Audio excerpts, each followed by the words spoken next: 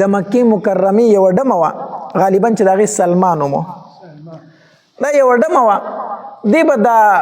مجلسونه به یې کولو په حجرو کې به ګډېده او خلکو به پیسې چانګلې د دې دغه معاش او دغه د ګټې وټې ذریعه وه خو چې کله په غزوه بدر کې ډېر شي کفار مړه شو نو د مشرکین مکه هغه زور لږ کم شو نو دا په دغې ورځو کې راغلي او مدینې منورې ته نبی علیه الصلاة والسلام له راله وی ای محمده صلی الله علیه وسلم وی دې له نه یم راغلي چې مسلمانه شوې یم نبی علیه الصلاة والسلام ورته وی څه له بیا راغلي صحابه کرام هم پېژندله ټولو پېژندله مشهوره ښځه وه وی څه له راغلي وی ما باندې به چې چا پیسې چنګلې خو تا ټول ووجلو سردارانو په ما باندې پیسې چنګلې خو تا ټول مړه کړلو وی په مکه کې اوس زما ګزاره ګرانه ده څوک را باندې د پیسو چنګلو نشته دی مکه کې مې ګزاره نه کېږي نو وی څه له راغلي وی دې له راغلم چې ته د خپلو ملګرو ته ووایې زما سره امداد وکړي ماله څه پیسې میسې راکړي ما اوس هلته ګزران ګران شوی نبي علیه السلام صحابه کرامو ته وویل یو که د چا څه وس کېږي دې له یې ورکړئ بس د دې له چې چا څه وس کېږي ورکړئ له چې ځي صحابه کرامو سره د خپل وس موافق چا څه ورکړي چا څه ورکړي پیسې وله ورکړې او د مکې نه څه کړله د مدینې منورې نه د مدینې نه را رخصت کړه خو چې کله دا د مدینې منورې نه راتله که نه نو یو صحابي و د هغه نوم حاطب بن ابي بلتعه حاطب بن ابي بلتعه رضی الله تعالی عنه دا بدري صحابي دی په بدر په غزا کې دی د نبی علیه الصلاة والسلام سره شامل شوی و نو چې کله دا راتله که نه نو هغه وله یو خط یو چوټۍ ولیکله او په چوټۍ کې ورته دا ولیکل چې نبی علیه الصلاة والسلام په تاسو باندې حمله کوونکی دی او داسې کسان یې تیار کړي داسې کسان لکه دریاب دی دریاب په تاسو باندې حمله کوي نبی علیه الصلاة والسلام په خط کې دا ولیکل او دا د ښځې له یې ورکوي دا به د ځان سره ووسي مکه کې به هلته هغوی ته دا خبر ورکړي دا ښځه را روانه ده نبی علیه الصلاة والسلام باندې وحی راله جبرئیل علیه الصلاة والسلام راغی وی د الله پاکه پیغمبره ستا راز پاش شو ستا چې د کم راز خبره و هغه مکې والو ته ورسېدله یو ښځې سره خط دی او حاطب بن ابي بلتعه وله ورکړی دی او هغه ښځه په روضه خاخ مقام کې روانه نبی علیه الصلاة والسلام صحابه کرام درې تنه مقرر کړو درې صحابه کرام مقرر کړو حضرت علی رضی الله تعالی حضرت زبیر رضی الله تعالی حضرت مقداد رضی الله تعالی د دریو صحابه کرامو ته اسونه ته وخیجه اسونه ته او شابه هغه ښځه درنه ګورې هغه خط مکې مکرمې ته ونه رسئ هغه خط درنه مکې ته ونه رسئ دوی او په روضه خاخ کې به یې لاندې کوئ نبی علیه السلام ته وویل په روضه خاخ کې به یې لاندې کوئ بس ښځه په اوښ باندې روانه وه دوی اسونو ته وختل را روان شو درې واړه صحابه کرام او چې څنګه یې روضه خاخ مقام ته راورسېده ښځه یې هم هلته لاندې کړه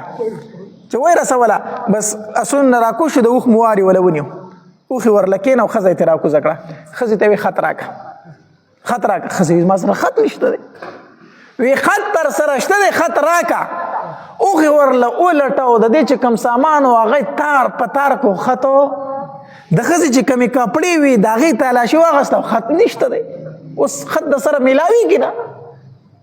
ښځې ما سره څه شی نشته دی علي رضی الله تعالی ته وفرمایل وی زما پیغمبر چې څه وایي هغه رښتیا وایي زما پیغمبر تر اوسه پورې دروغ نه دی ویلي او هغه و چې د دې سره خط دی وی دا خط روباسه که نه قسم په الله کو ستا کپړې ایستل راشي کپړې به درنه وباسم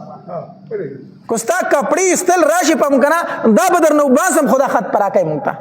خط در سره شته دی خو ته ډېر و چې ما سره نشته دی خو زموږ پیغمبر ویل چې دې سره خط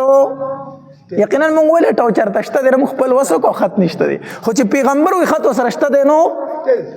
صحابه کرامو د هغوی د نبي علیه السلام په خبره داسې کلک یقین و ستا سره خط موجود دی ښځه پوه شوه چې په هېڅ حالت زما مخکې تلو نشته دی نو دا کمسۍ یې داسې اوچته کړه او د کمسۍ د لاندې په دې ویښتو کې غوټه کړی و د سټ سره د کمسۍ د لاندې په دې ویښتو کې دا تعویض ایښی و داسې تعویض غونته یې جوړ کړی و دا خط نه دلته یې پټ کړی و چې پټ کړی کمسۍ ته یې لاس کړو خط یې راویستو ور یې ولکو چې ور یې وکړو هغې ته یې وسو ته ځه خط یې راواغستو نبي علیه الصلاة والسلام له یې راوړو چې راوړو نبي علیه الصلاة والسلام خط کوله وکړو ته پړاو شو نبی علیه الصلاة والسلام حاطب ابن ابي بلتعه رضی الله تعالی دا صحابي راوغوښتو دا کار دی ولې کړی دی دا کار دی ولې کړی دی؟ صحابه کرام سخت غصه دي. عمر رضی الله تعالی عنہ توره خورستلی د نبی اسلام ته بار بار وی د الله پاک پیغمبر ماته اجازه راکا د دې منافق دا سر وما د کوم سره ډیره غټه دوکه وکړه ماته اجازه راکا چې دې منافق نه دا سر والوزم. نبی علیہ الصلوۃ والسلام دغه صحابي راوته حاتب ابن ابي بلتعه په حاتب دا راته و چې دا کار دی ولې کړی دی؟ دا دی ولې کړی دی؟ هغه ورته د الله پاک پیغمبر زه خپل خبره کوم خو په ما باندې تلوار مکوئ چې زه خپل خبره پوره کړم ما باندې تلوار مکوئ. نبی اسلام ووایي ته څه وایي؟ د الله پاک پیغمبر قسم په الله کو زما په اسلام کې ذره بره فرق راغلی زه مسلمان یم. دا کار دی ولې کړی دی؟ د الله پاک پیغمبر د یوې مجبورۍ نه مې کړی دی.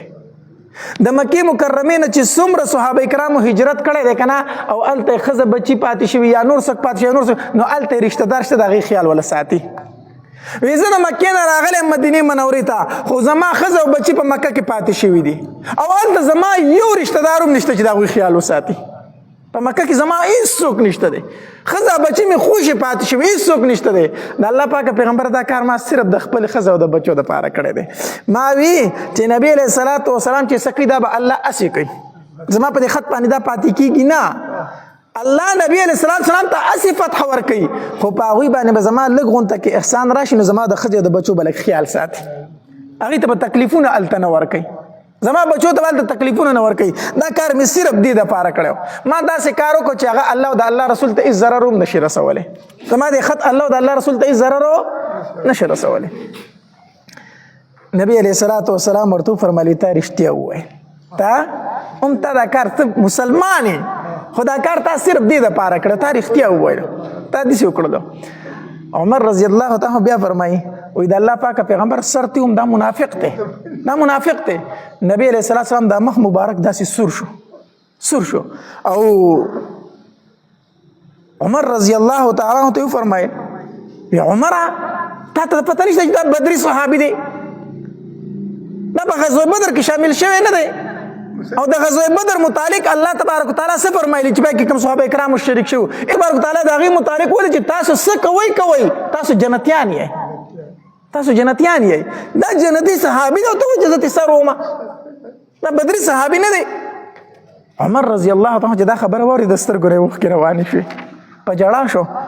او نبی علیه الصلاة والسلام ته یې وفرمیل وی الله ورسوله اعلم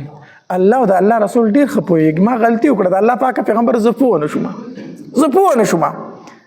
نو دا یو واقع پکې داسې راغلی وه چې د حاتب ابن ابي بلتعه رضی الله تعالی عنه متعلق چې د